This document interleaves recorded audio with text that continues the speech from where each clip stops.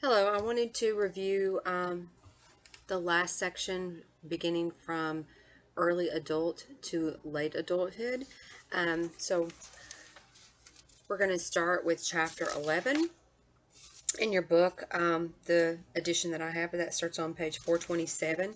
And I just wanted to kind of hit some of these highlights, and I think a lot of this information will definitely be like food for thought for when you are processing your own paper. Um, some of the shifts that they have noticed in the last 4 decades um, in this age group. So we're talking about early adulthood. So that's that first decade of after you're 18, so before your 30s. And there's a lot of shifts over the last 4 decades that it talks about on page 428 about how there's evidence to show that people are having sex at a younger age, but there's also a push out of about 5 years of the average age of someone getting married. So it used to be around 22, 23, and now that's to 28. And it talks about how much of a difference does that make in becoming a young adult, and what is the impact of the later marriages. And for me personally, I know one of the things that I've seen happen with my own children is they were able to show them stay on my insurance until they're 26, where they used to have to go off at 18. And so I think that nationally, that's been a known fact that children don't leave home as early as they used to. And maybe a lot of that is more people going to college, and so they're given that sponge time. But it also goes into page 429, it goes into some considerations culturally, and it talks about different things impacting people culturally.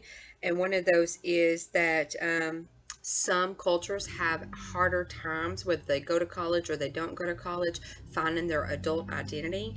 And it specifically talked about the impact for Black African American males um, who have an increase in suicide rate in those early years, and they feel like that specifically in the United States that's true with finding the Black male identity.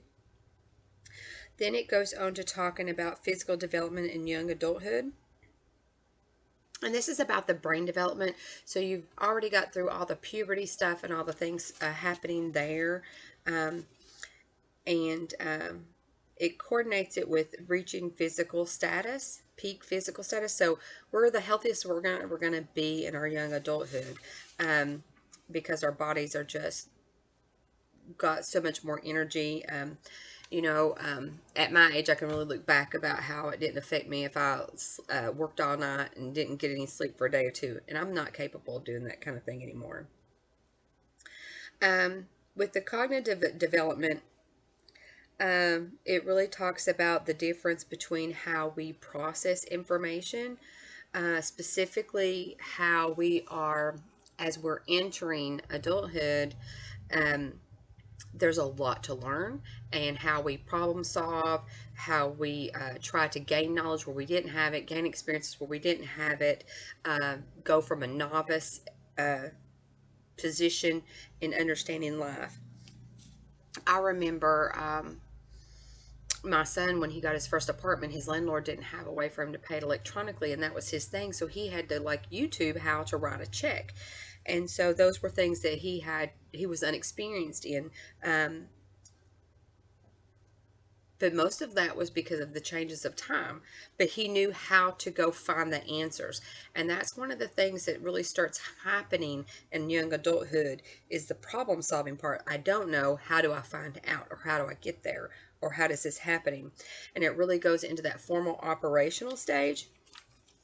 And there's some debate because Piaget specifically had a stage after the formal operation, and some people debate that formal operation in itself covers all of that.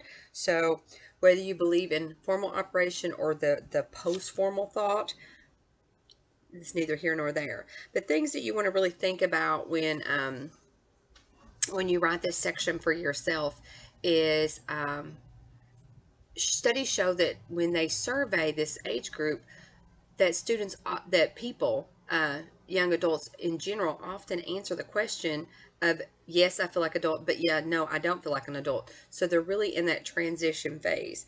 And so there's also a lot of research that suggests that delaying of entering adulthood, where several decades ago there was not a delay, you turn 18, you're an adult, but that delay that we have now and culturally of prolonging the full-blown adult experience, there's a debate on whether or not that's beneficial to that age group or not.